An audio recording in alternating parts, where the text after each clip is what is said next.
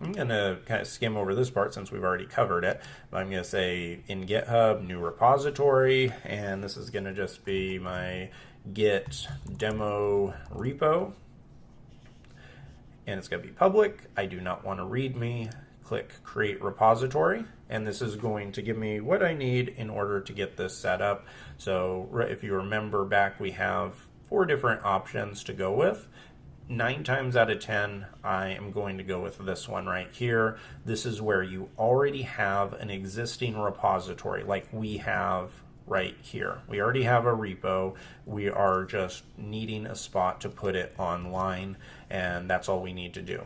This is what you would do if you had a completely empty directory or application that did not have it. If you notice and look at these commands, there's nothing magical about them. These commands are simply what we already did. Notice we have get init, added, committed, and then the next couple lines, these are identical to these lines. So that's the only difference. We've already done the work for these other ones. So click on this button and it'll copy it. Come back to the terminal, hit paste, and this is going to go and push all of our code up to right here. So now if I click on here or just click refresh, you can see that our code is here. If I click file to text, all of the content we added is right here. So this all works. Now, the next thing I want to talk about is how to manage conflicts. Now, this is something very important. It's important in life. It's also very important when you're managing your version control system. So, first thing I'm going to do is let's create a README file. If you remember, a README is kind of like your application's instructions. By default, what GitHub will do is it'll look for a readme.md file at the very root of your application or at the root of your repo, and it'll show it right here. So we've talked about Markdown, so let's just create a very simple README. I'm going to say touch readme.md, and now let's open up Sublime. So with this in place, we can add some very basic text. So I'm not going to spend a lot of time on adding text. So say git demo, hit save, and this is going to allow us to add this. So I'm going to say git add, git commit, and we can say added readme. And now we can say git push. Now where is it pushing? If you're wondering about where your repo is, then you can actually type in git remote-v, and that's going to show you right here. Notice how this says github.com/jordanhudgens/gitdemorepo.git. If you notice, if switching back to Chrome, notice that this is pretty much this URL right here. It doesn't have the .git at the end, but this is everything else is identical. So that's how you can see exactly where your remote is. And if you type git push, your code is going to get pushed up to that repo, and origin is just the name of it. So now if we come back here and hit refresh, you can see that now it has our updated README. Now, what happens if we have multiple developers working on the same application? So for example, I've had multiple developers that have worked on a dev camp with me, and they may work on one feature, I work on another, but there are times where we will work on a feature that is on the same code file or that uses the same code file, and what can happen there is you can have what's called a code conflict. And so if I come over here, I'm actually going to create a conflict. One thing that some people know, it's not usually considered a good practice, but you can actually edit files right here in GitHub. So if you click on the file itself, click on edit this file, you can come here and actually edit your README file. So I can come here and on line 3, add something and say some content, and that's all we're going to do. Come down to the bottom, and you can even add a commit message. So say updated README, and you could extend it if you want. You don't have to worry about it. You also have the ability to create a new branch right from here. We're not going to get into all that. You can play around with it if you want to. There is not going to be a lot of times where you're making code changes or any kind of file changes on GitHub, but it is available. I'm going to hit commit changes, and now those changes are there. Now what happens though if I come here, so let's pretend that some other developer made this change. So this application now has this, and let's pretend that some developer actually pushed that over. If I'm here and I come and I make some changes myself to the README, and I wasn't aware of what the other developer did, and so I could come here and say some other changes, hit save, come back, and I'm going to add this in, commit it, say more README updates. Now what if I do this? This command is going to pull everything from the remote, and the command is git pull. Whenever you do this, it is going to pull whatever is on this repo. It is going to pull it down to your local machine. If you're working on an application completely just by yourself, the only time you do this is if you push up a remote branch and then you pull it down. Usually you're going to be doing this when you're working with other team members. So someone else, for a good example, would be some other developer pushes some change up to DevCamp. Whenever he does that, the GitHub repo is going to know about it, but my local machine, so the code on my computer, is not going to know about it. So the way that you can have all of those changes pulled down is by typing in git pull, and if there are no conflicts, it would just pull the code in.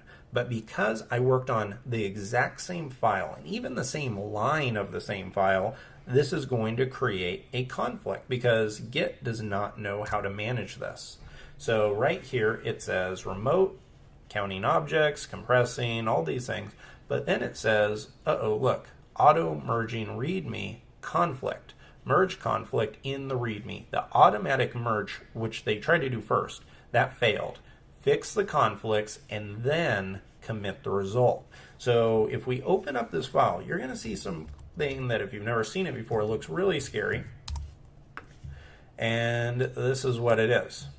Look at this. We have all of these weird characters, and because I just created small changes, it's nice because we can actually see exactly what's happening here. This is not a bad thing. I have seen so many developers just freak out about having merge conflicts, but in all reality, this is a very good thing. Git has a fantastic approach to managing conflicts. Instead of having one developer's work override another's or anything that would be very frustrating like that, Git gives you the chance to make a resolution. So let's say that we have a circumstance where the remote developer had some great things that they added. Like, let's pretend this line right here is a great piece of code and we want to keep it.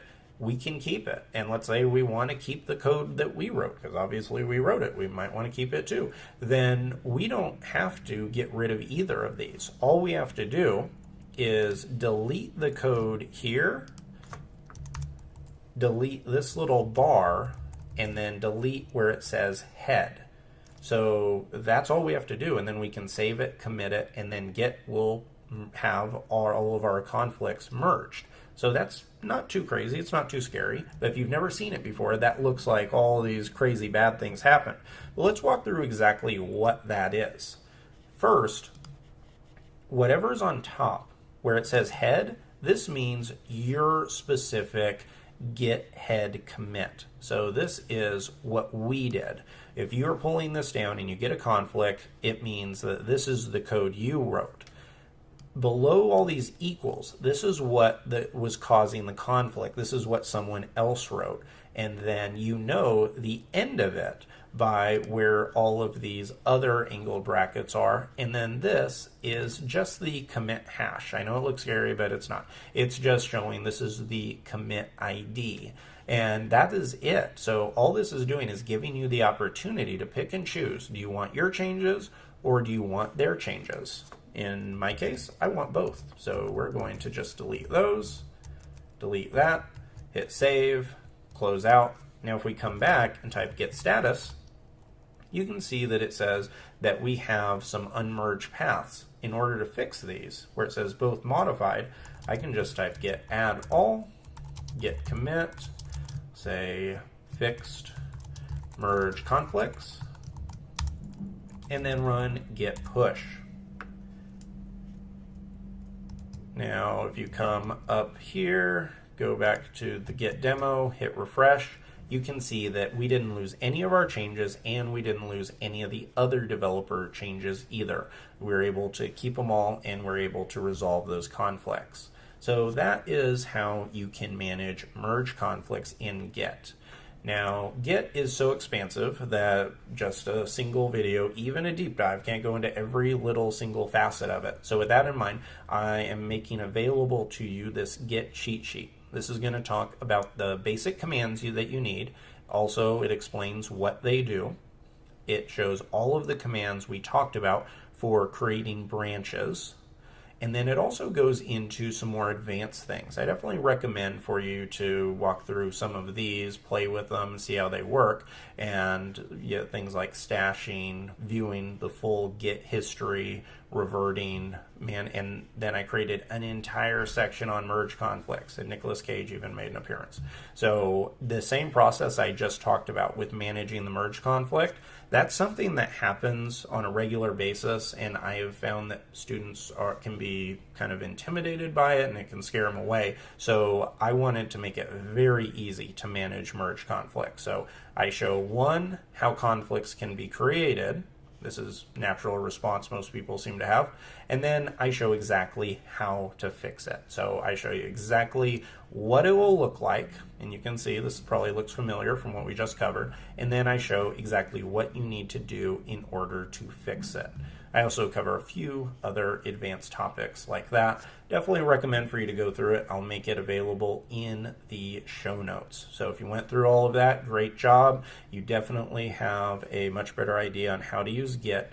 And throughout the rest of this course, as we build features, we're going to be using a lot of these features, especially the ones around branching. So definitely check out these. Feel free to reference this video if you need a refresher, but we're going to be repeating these commands quite a bit because we're going to be building these features in the same way that you'd build a feature in a real application environment. So great job going through that. I will see you in the next section.